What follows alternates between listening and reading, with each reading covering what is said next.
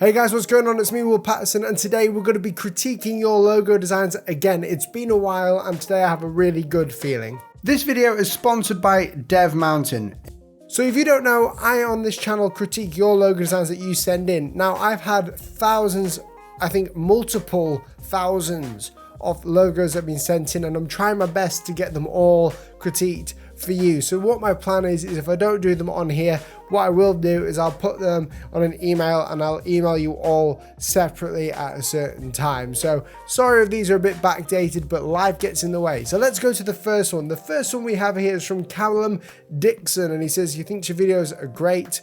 If you give feedback on the logo for a personal brand, so I'm guessing that you are a university student that's doing a design university thing and you're a designer. So let's have a look at this. Your name is Callum Dixon and it's a monogram logo, and what I love about this is the C and the D. You can definitely tell straight away that this is a C and a D. When I say that it's very simple and I can tell it's a C and a D, that is a good thing, because the problem that we have as creatives is that we tend to like to overcomplicate stuff. So what you've got here is pretty nice. I like this one. I think it looks really good and balanced. You've got the D and the C there in the monogram shape. Now, the only thing that I'd like to see you do is maybe you see these serif parts here, maybe add them to the C somewhere just to give that balance on the right hand side, because I understand why you've done that is to gain balance on the left. But I'd like to see it on the C somewhere on the right, maybe down here or maybe somewhere across here. That might work. So this next one is from Rudy, and he is basically a hobby designer, a hobbyist logo designer, and he's created this logo for a blacksmith friend who makes knives and stuff, Svarog, which is a really cool name. And the first thing I love about this is the symmetry. I love symmetrical logos. The second thing I can see about this is that Svarog may not be aligned to the logo, because I don't know if it is or it isn't. To me, it doesn't look balanced. It looks like the logo is a bit far to the right, or the sort of Svarog here is to the left a little bit. I love the idea of the symmetry of it. Unfortunately, I don't really understand it too much as of yet. It's a cool, interesting mark, but with logo designs, you want to be quite simple with it. I'm not downing your design at all, but what I would suggest to do is do something a bit simpler for him, so it's as an icon that they can look at it and make sense of who it's for. And that's what a logo design really is about. It's not just about creating things that look good and cool, even though this one does look really cool and good, especially with the colors that you got going on here.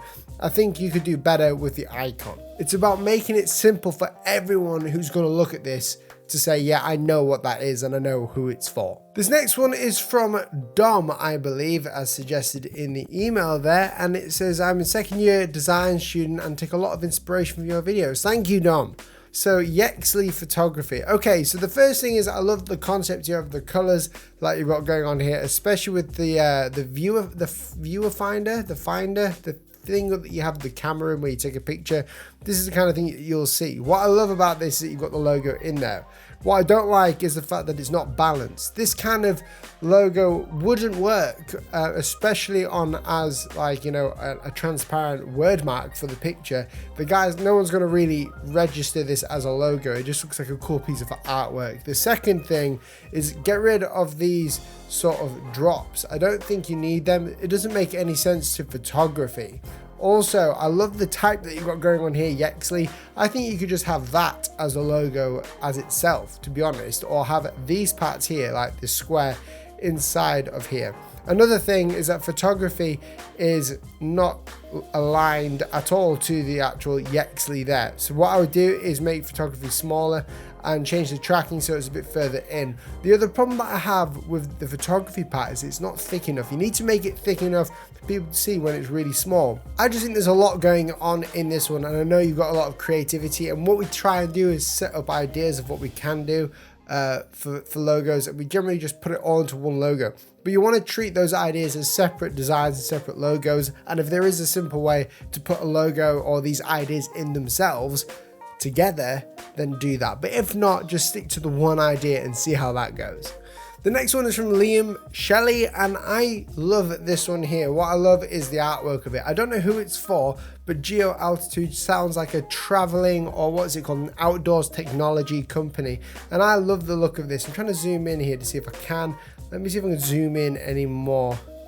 There we go, we can zoom in like that. I love this because it's got geometric shapes. It looks like a mountain. You've done really well keeping the aesthetics off it. What I would say though is with geo is to increase the tracking of that to fit with altitude, just to keep it looking nice, and also increase the leading from altitude to geo just to see what will happen. I love the idea of this. I wouldn't change anything personally. Maybe making it thicker would help, or doing it in a inverted way, so maybe the positive space or the negative space, maybe something like that, because geo here is very much a positive space and this one's got a lot of negative space in the middle, and it's hard to balance them out. So what I would do is maybe invert the icon to negative space or positive space. Wow, I'm getting confused here. Really good job though, dude. I love it. You've got the whole aesthetics there and I like it. So this next one is from Bashar and he says, hello, here a good logo design for a stationery business. So this is a stationery business. Okay, Bashar, I don't get sorry, I don't get this because it says Bashar Designs. Is that a stationery business? That's throwing me off a little bit there, but something that I love is the typeface that you've used. What I would intend to do though is, I know what you're trying to do here. You're trying to create pencil sort of shapes here. I think you've got too many of these pencil shapes here. I like the concept of it, but get rid of designs there and put it down here. You never want to put something like this. This is a big no-no. Never put script inside of the word like this, because if I zoom out you won't be able to see it. What else could I say about this?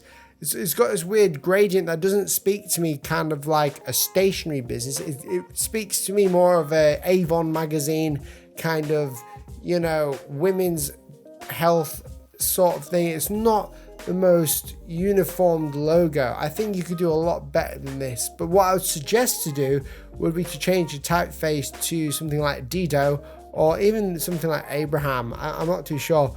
And get rid of designs here. It's not even centered at the minute, so you want to make sure that if this was going to go there, you want it to be centered. Otherwise it's just, it looks like you've just placed two things on top of each other. Good try there, dude. So this next one is from Joseph and he says, hey, well, I'm a big fan of your work and videos. I'm a graphic designer and I recently rebranded with a new logo. It would be super pleasing if I got your opinion. Okay, so let's have a look. You're a designer and this is your new logo. So what I love about this is the symmetry again, and you've broken away from the symmetry. Now I can tell that this is a very well thought out logo, and it's probably one of those accidental ones because you've got an S and a D there, which is your initials for the company. The only thing I would say is that this arrow pointing down isn't probably not a good thing. Arrows pointing down have a negative connotation unless it's a very literal logo. So maybe have that pointing up or changing that from an arrow to something different. I do love the color that you've used here. It really pops out and I think it can really work. What I would suggest though is that it doesn't look very much like a creative company's color. You may want to look at a more brighter color scheme to see what you can do with it. All in all, I really like it. It looks very symmetrical.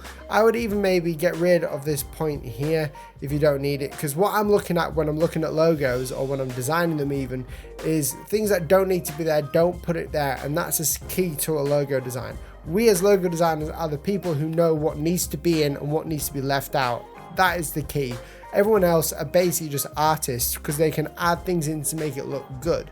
As a logo, it's not the most important thing, but making sure that you take things out of the logo, the things that it doesn't need to be in there, will save you time, money, and it'll also make things a lot clearer to the customer. I would even suggest putting a little pencil tip here, maybe something like that to show that you're creative. Hey guys, thank you so much for watching this video. You're all legends. I made a mistake in my last one talking about the Spartan logo designs because I thought in my brain that it was nearly over or that it was over because I got the dates mixed up. So I'm sorry about that. If you're still doing the Spartan race logo designs, carry on doing them, putting them online, as I'm going on holiday very soon. Over the next 10 days, videos on this channel are going to be limited because I'm going away on holiday with my wife. We go every year for 10 days away in Europe to go and have some fun and sit in the sun and stuff like that. So don't freak out if videos aren't coming back at you. When I come back, I'll probably have a load more ideas and probably just sit down and talk to you like this on a one-to-one level. When I come back, there's going to be some videos to do hand lettering and logo design where I'm being hands-on,